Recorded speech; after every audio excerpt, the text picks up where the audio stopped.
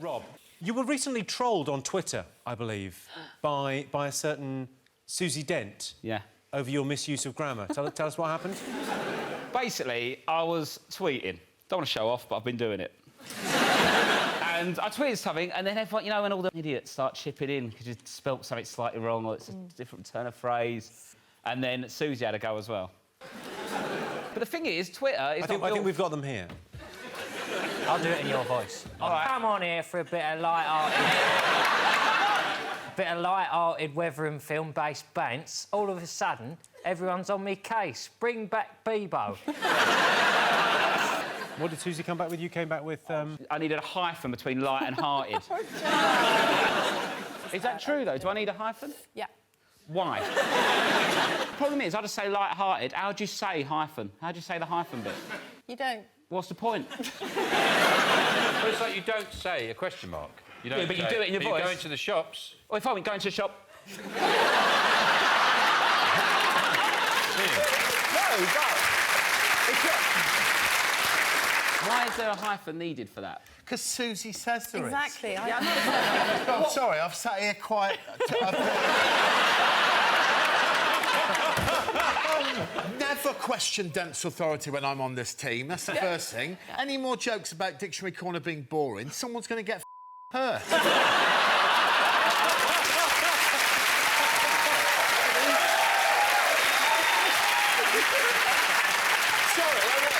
I've not been on the show before, but I've got to lay down some ground rules. Don't question Dent, number one. Simple as that. Yeah, but... No, but why? Is it...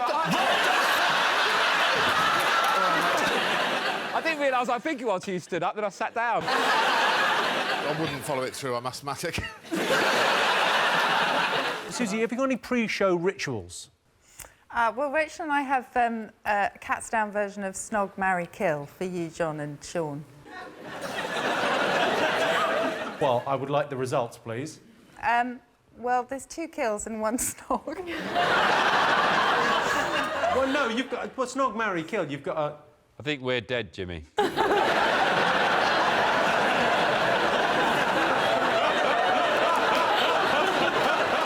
what have you got for us? So I spend a lot of time writing letters, and I found the email address of the CEO of Network Rail. He owns all of the train stations in the United Kingdom. So I genuinely wrote this. Dear Sir, I am contacting you regarding an urgent emergency at London Euston. Last night I enjoyed a prawn masala and garlic naan from a curry house in Peckham. I had concerns about the hygiene standards of the establishment, but was blinded by my hunger and chose to ignore the warning signs. Thus today I have been, as my father would say, pissing through my arse.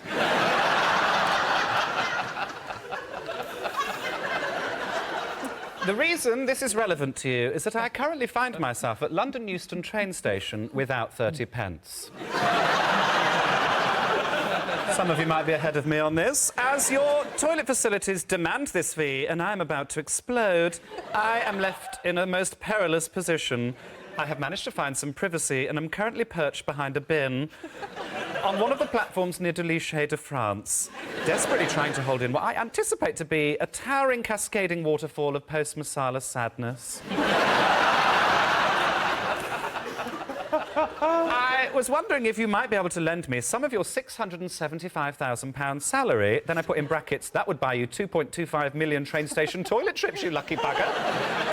To avoid this impending atrocity. Either that or perhaps stop charging for what most people would consider to be a basic human right. Regards, Joe Lycett. I also put, P.S. Should you lend me the money, I would be delighted to invite you for tea at my home to say thank you. But please give me plenty of notice, as I'll need to install a turnstile outside the bathroom. And I put, P.P.S. You're literally taking the piss. Thank you.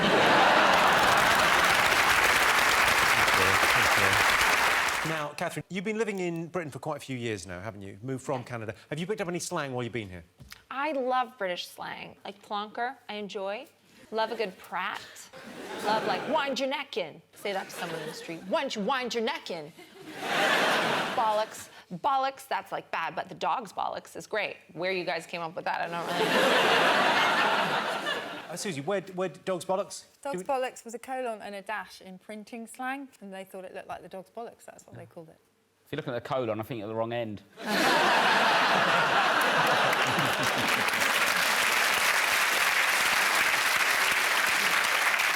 Greg, what have you got for us? When I was an educator, as I was for many years, I was fortunate enough that there was a guest speaker at the school that I taught at, and it was the ex-champion boxer Chris Eubank. He very kindly came in for nothing to inspire the children, and he did a 3.5-hour lecture to them. That it was unusual, and it consisted of him telling some loose anecdotes, but he interspersed them with very aggressive poems that he'd made up himself, which he shouted into the children's faces. And it was really inspiring. Anyway, I realised afterwards, I didn't think I could do impressions. I've never been able to do impressions. That I can do an incredible impression of Chris Eubank. And because he inspired me that day, I've realised that classic works of literature sound better through Eubank's voice. What a wonderful treat for us all. I thought I'd present some to you. And before I do, I would tell you that my agent and every member of production I've spoken to on this show has made it very clear they think this is a terrible idea.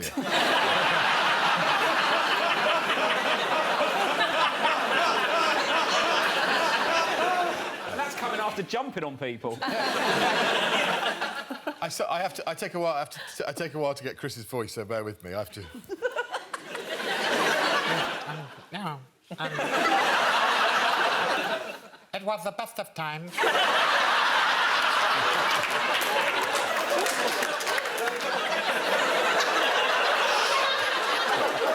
Please, a little bit of culture, please. It was the best of times. It was the worst of times. It was the age of wisdom. It was the age of foolishness. Thank you very much. I mean, the sad thing is, it's actually a very good Nelson Mandela.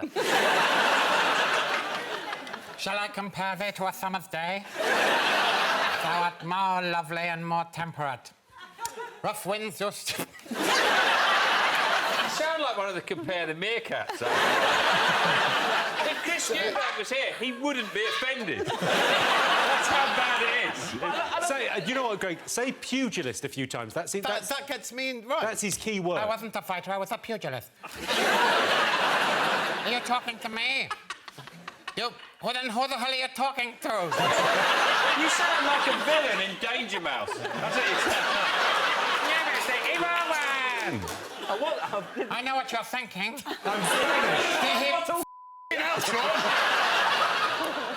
It's one of the worst impressions ever. I know what you're thinking.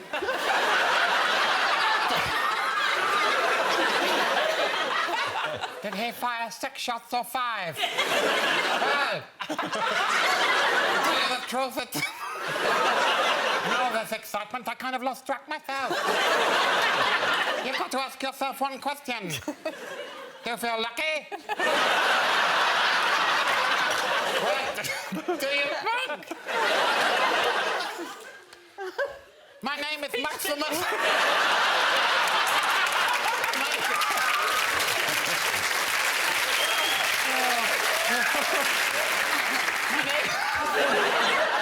I think I've made my point, Jimmy, haven't I?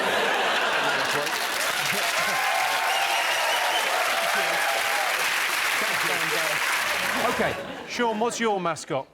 You know, people, they don't want to buy people, they buy people things like aprons, like funny aprons. And I've seen a gap in the market, and I thought, well, what about sort of sad aprons? Or even better, slightly disturbing aprons. So I've come up with this one. As you see here, it's got a... Beautifully made. What's going on this apron? Well, there's an empty bird's nest. And then in the oven gloves, what have we got here? Oh, it's a little baby bird on his back. Has he fallen from the nest? There's the little baby bird. Ah! Oh, and what's on this oven glove?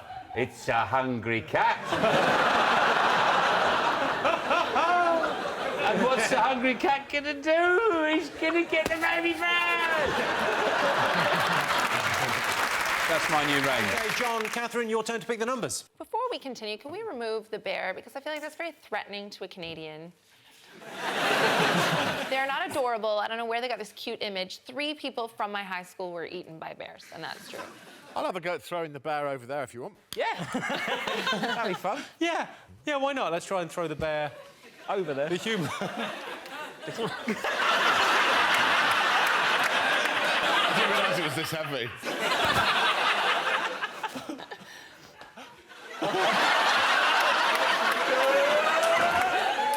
Sounds like a Disney Olympics.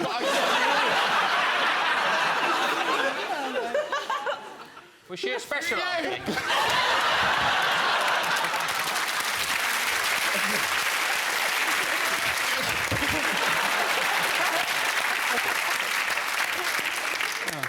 OK, what's your 7, John? Well, it's written down, but not here. Here I've just written impenetrable. So Got where's a your... deck of cards here, Catherine. Impenetrable. They f***ing are as well. You'll confirm that these are just ordinary cards, look. Yep. And there's one missing there, if you can see there. Oh, yes. The King of Clubs. Yep. Which was my nickname when I used to DJ. The King of Clubs is a good friend of mine, and he's a big fan of Countdown, Jimmy, and if I don't keep an eye on him, he's trying to steal the Countdown teapot. So if you perhaps lift up the Countdown teapot, James, you'll find a card. There is a card, OK. Perhaps you'd like to show the audience what the card is. It is... Norway. And on the reverse of the card, on the back of the card, you'll find a 7-letter word, Jimmy. Oh, my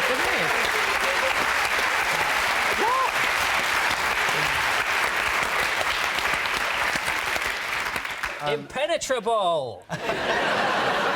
What's a normal day like in the life of Sean Locke? It's just 8 hours of sleep, 6 hours of hiding,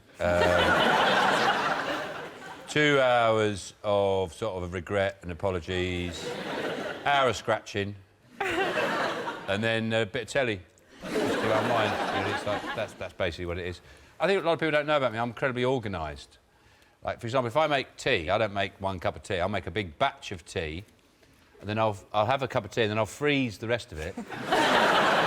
And then when I want to have a cup of tea, I'll just break off a bit of frozen tea, put it in a pan.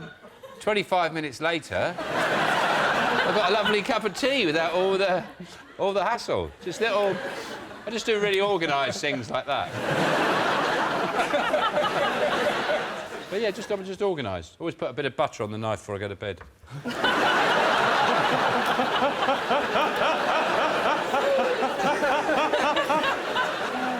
Susie, are there any accents you find annoying? Well, there are always these polls, aren't there, of accents and how intelligent... There's always these bloody polls. Susie's gone very UKIP recently. Poles, yes. Polls. Polish people, yes. No, polls. Not polls. And they ask people how intelligent they think someone is, depending on their accent. And Brammy always comes last. And silence is always rates better than a Brammy accent. Well, that's why I got rid of it. Did you have one? No, not really. I was born better. OK, on with the game. Sean, Bill and Paul, your turn to choose the letters. OK. Should we do it, like, in a line? You go Yes, first. you go first. May I have a consonant, please? You may, thank you, Paul. T. Can I have an E? I'll try.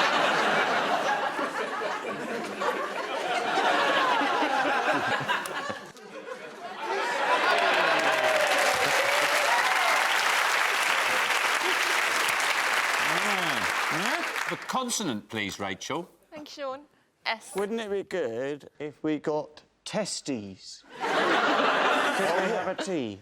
Well, I know the E's are pretty far down, so... It's quite a long way down.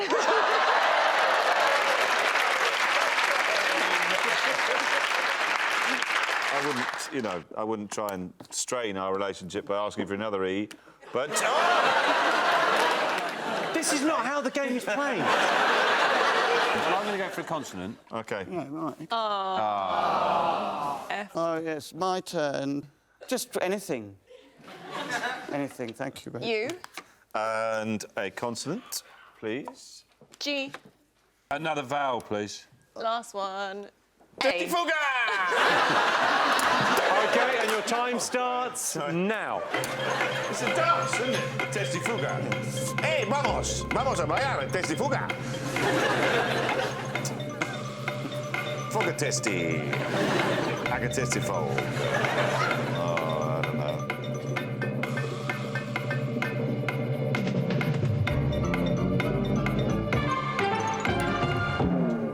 Bill, what have you got? 1, 2, 3, 4, 5, 6, 7. Paul? Probably best to go for a 5. Sean? 5. Sarah? I think I'll go with a 5. OK, Rob? 5-ing it up. Ramesh? Got myself a 5. What's your 5? Testy.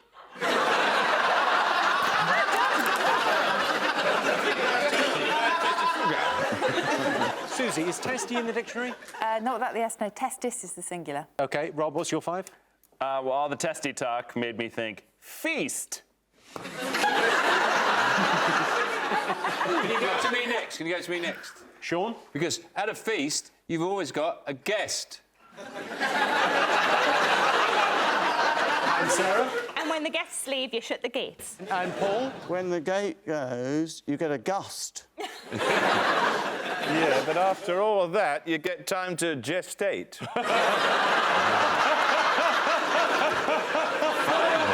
Ow! What's that smell? Smoke, because I'm on fire. 7 points to Bill. Vegas, could they have done any better? Yeah, we got a 7 and a 6. You could have had subside. You could have had undies for 6. How do you actually do it with that dictionary, then? Because I never look up when you're doing it, but you just literally flick through it all, like I was going through the shit. How do you do it? Well, you come up with your words, and then I try and guess what you guys might come up with, so I look for those to see whether I can allow those. All in the 30 seconds? I have been doing it for a long time. What was Johnny doing while you were doing that? He did some really nice drawings, in fact.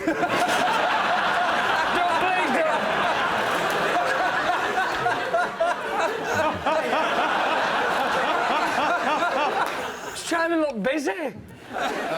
As an educator, what I learned is that the importance of words has been overemphasised, and so I thought I would show you a different way of learning tonight. So I need 6 of you. If you could just gather on the circle, I'll talk you through it. Oh, OK. And if you could pair up with somebody about the same size and stand in 2 columns facing inward, opposite each. Find a partner about the same height as you. Is this swinging? If you could all just cross your hands like this and then hold hands with the person opposite, or hold wrists. And then what, we touch tips, yeah? That all looks fine to me. We don't need to say much more other than you'll know what to do when it happens and you won't need words.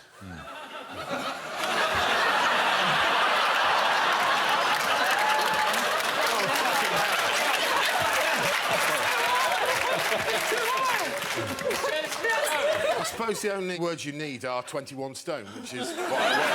I mean, I am genuinely shitting myself. You'll be fine, you'll be fine, right? Yeah, be fine.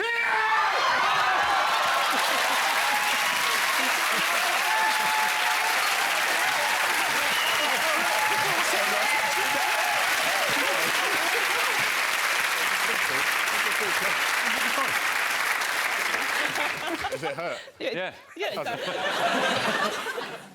Greg, I don't want to... What did we learn from that? Well, that was to teach us something, wasn't well, 2 things. I didn't tell you what to expect, and you dealt with it. And the second thing you'll learn is never to question Dictionary Corner, hopefully. Sarah, have you got a mascot? Yes, I have. I know that nobody from Newcastle has ever won Countdown. Imagine. And so I'm doing it for the toon, I'm doing it for Geordie. So what I've got is, I've got a Spender doll, so that's a Jimmy Nail doll. I've got a Newcastle United flag to wear as a cape, just for, like, to help us, you know, for inspiration. Oh, let's have a look at that. That looks fantastic. Thanks. It does look good, doesn't it? Oh, yeah. Like that. We should probably explain who Jimmy Nail is to Rob. Oh, he's an actor and singer with facial deformities. Obviously, Cheryl Cole is probably the biggest thing to come out of the North East in ages, and I thought she would be a really good lucky mascot, like a lucky charm. But she's unavailable, so I brought my friend Peter in, and as you'll see, there are some similarities. Turn yourself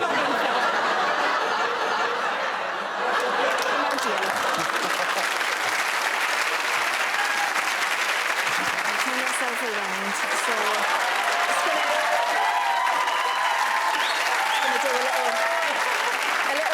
just gonna do a rub for good luck. Does anybody else want to rub for good luck? All right. Thanks, no. That's, I feel psyched. Thank you very much, Peter. So Rosie don't want to sniff, isn't it? Time to go across to Dictionary Corner once again. Joe, what have you got for us this time? Well, Jimmy, I've noticed a growing trend in social media of normally very attractive, very successful, famous women posting what I call bullshit quotes to social media. Cheryl Cole does this a lot. She posts quite a few, and they're always in, like, a nice font on a seascape background. A good example, she posted one which was, "Your attitude is your altitude. It determines how high you fly." And that was by Anonymous. There's a reason no one's claimed authorship of that. But Cara Delevingne is the worst for this. She's a model. If you don't know who she is, just imagine an eyebrow. That's all you need. Just floating around celebrity parties. And she posts minimum one a day, and they make me so livid that I've had to start commenting on them. So she posted one which was "Listen" and "silent" are spelt with the same letters. Think about it. I thought about it for 10 seconds and commented, "Also tinsel." Think about that.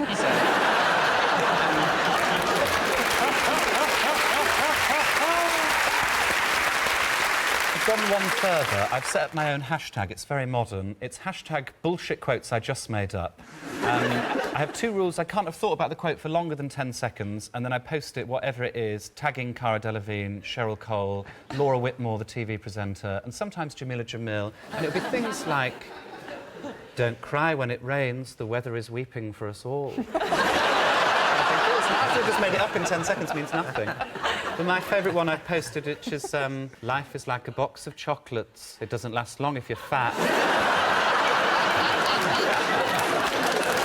Go live, everyone.